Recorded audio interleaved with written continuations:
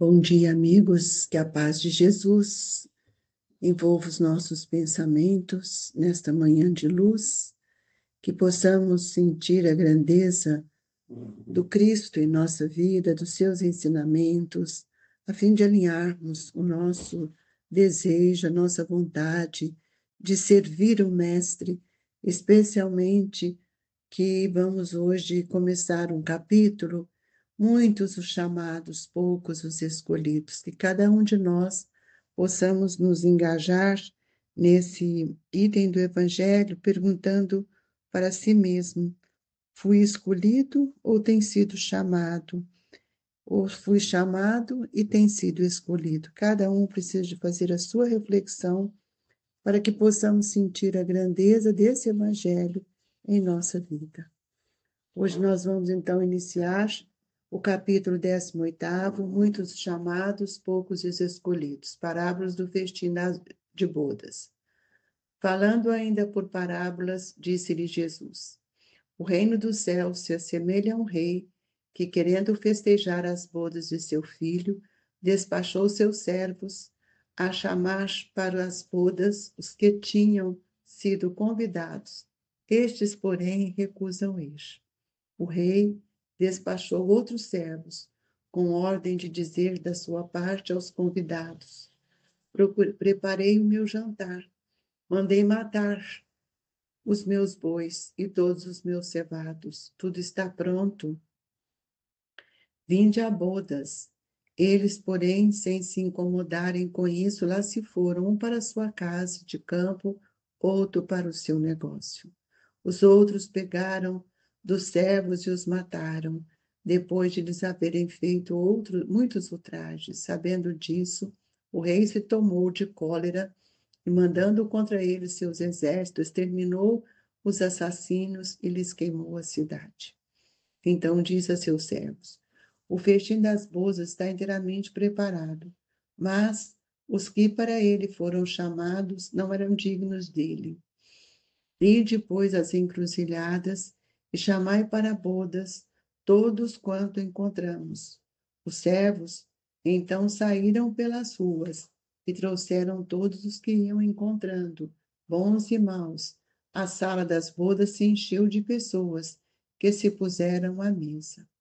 Entrou em seguida o rei para ver o que estavam à mesa, e dando com um homem que não vestia a túnica nupcial, disse: meu amigo, como entraste aqui sem a túnica nupcial? O homem guardou silêncio.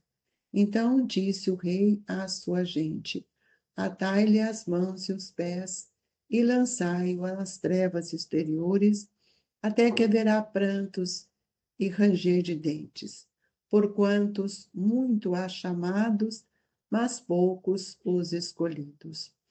O incrédulo sorri a esta parábola, que parece de pueril ingenuidade, por não compreender que se possa opor tanta dificuldade para assistir a um festim, ainda menos que convidado leve a resistência a ponto de massacrarem os enviados do dono da casa.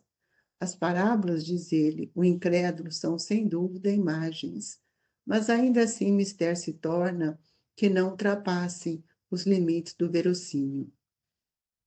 Outro tanto pode ser dito de todas as alegorias, das mais engenhosas fábulas, se não lhes forem tirados respectivos envoltórios para ser achado o sentido oculto. Jesus compunha as suas com os hábitos mais vulgares da vida e as adaptava aos costumes e ao caráter do povo quem falava. A maioria delas tinha por objeto fazer penetrar nas massas populares a ideia da vida espiritual, parecendo muitos ininteligíveis quanto ao sentido apenas, não por se colocarem nesse ponto de vista aos que interpretam. Na de que tratamos, Jesus compara o reino dos céus, onde tudo é alegria e ventura, a um festim. Falando dos primeiros convidados, alude aos hebreus, que foram os primeiros chamados por Deus ao conhecimento da sua lei.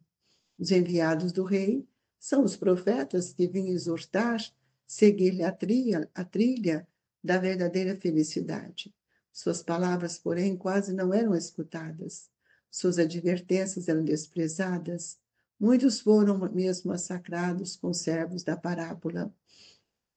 Os convidados que se excusam, pretextando terem que ir cuidar de seus campos, de seus negócios, simbolizam as pessoas mundanas, que, absorvidas pelas coisas terrenas, se conservam indiferentes às coisas celestes. Nós vamos convidar a todos a elevar os nossos pensamentos neste momento em que estamos sendo convidados a pensar, a viver na nossa intimidade espiritual tudo aquilo que Jesus tem nos trazido e que nós precisamos alinhar o nosso pensamento com essa verdade que o Mestre cada dia vem nos ensinando e vem abrindo os nossos olhos para aquilo que nós verdadeiramente devemos fazer. Amado Jesus, querido Mestre, que possamos compreender profundamente essa lição, essa parábola, para que ela possa nos trazer o entusiasmo de servir. Nesta hora em que somos convidados a participar desse banquete, desse festim, que ora a humanidade passa para perceber a grandeza do momento e mostrar para o Senhor Jesus o esforço que cada um de nós temos a realizar para atender essas necessidades que ora nós estamos vivendo. Que a paz, a alegria e a esperança seja constante em nossa vida, Jesus. Sê conosco, Mestre, que assim seja. Queridos amigos, estamos diante de uma parábola e nós sabemos que todas as parábolas foram trazidas por Jesus, de tal forma que nós precisamos entender o que é que ele está falando e que está implícito nas suas palavras, nos seus exemplos, na sua parábola, para desvendar, na verdade, o que é essencial. E nós precisamos entender que todos nós precisamos sair desse contexto das informações externas tão rasas, para que a gente possa aplicar todo o conceito, todo o conteúdo da parábola em nossa vida, através das múltiplas reencarnações que todos nós estamos recebendo para vir à vinha do Senhor. Nós sabemos que a vinha é justamente, nós só vamos compreendê-la através da reencarnação, porque nós estamos aqui, um solo de Deus, para que cultivemos também o solo dos nossos corações. Muitos egoístas, materialistas, que são imediatistas, eles não trabalham, não processam a verdade, essa ideia que o Cristo vem nos trazer, criando para todos nós ainda uma onda de violência, essa degeneração dos costumes, cada dia vai crescendo mais, vai invadindo a nossa sociedade e vai também infiltrando nos nossos lares. E nós sabemos que precisamos urgentemente trazer para nós essa compreensão do que seja a parábola do festim das bodas, porque nós estamos sendo convidados a participar desse momento para servirmos a Deus. Então, nós todos fomos chamados já pelos profetas, fomos chamados por Moisés, já fomos chamados por Jesus e agora pela doutrina espírita, e mesmo assim ainda não o compreendemos. Quando nós vamos ver que ele fala que na parábola sobre a veste nupcial é a estrutura do nosso perispírito, porque enquanto eu não tiver uma estrutura perispiritual de acordo com a lei, eu não vou conseguir compreender o que seja as modificações internas que ocorrem no meu pensamento. Por isso, esse item que estamos lendo, do capítulo chamados Escolhidos, nós vamos ver que nós estamos ainda a longa distância desse convívio amigo, fraterno, ou eleitos mesmo da vida celeste. Nós precisamos compreender o chamamento da fé viva, que hoje nos traz o conhecimento superior. Somos agraciados por toda essa beleza, por essa certeza que nós já somos os escolhidos para esta hora. Que hora? A hora da regeneração de nós mesmos. Nós não podemos mais ser aquelas pessoas ou aqueles espíritos que foram convidados e foram indiferentes. E nós estamos, então, preocupados com a parte exterior, sem compreender que nós estamos sendo convidados para entrarmos no processo de introspecção, de reflexão dos nossos atos, para que possamos cultivar dentro de nós, num cultivo sistemático, intensivo, que o bem nos proporciona, e para que a gente esqueça de todas as faltas que muitas vezes somos acometidos, que também infligimos a lei, as faltas que nós temos com o próximo, que nós possamos recapitular e ressignificar os nossos atos diante das nossas próprias lutas, que ainda nos arrastam aos princípios morais da imperfeição que carregamos conosco. Amigos, é preciso redimir, e para redimir, eu preciso ter um outro olhar para a oportunidade que ora estamos tendo, para que a gente possa ressignificar os nossos erros, os nossos sentimentos, que tantas vezes nós nos agasalhamos dentro de nós, para que a gente possa entrar numa verdadeira confraternização, para auxiliar aqueles que erram, para envolver aqueles irmãos que muitas vezes ainda vivem na ignorância, como nós mesmos.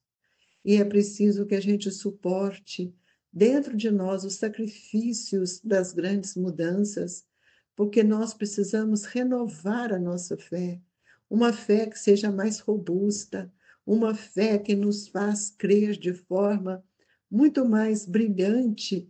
Então, o incrédulo que sorri dessa parábola, ele ainda traz esse olhar pueril que não compreende verdadeiramente o que o Cristo vem nos ensinar. E o Cristo, nesse amor, ele vinha mostrar para nós uma história de acordo com aquilo que naquela época as pessoas podiam compreender.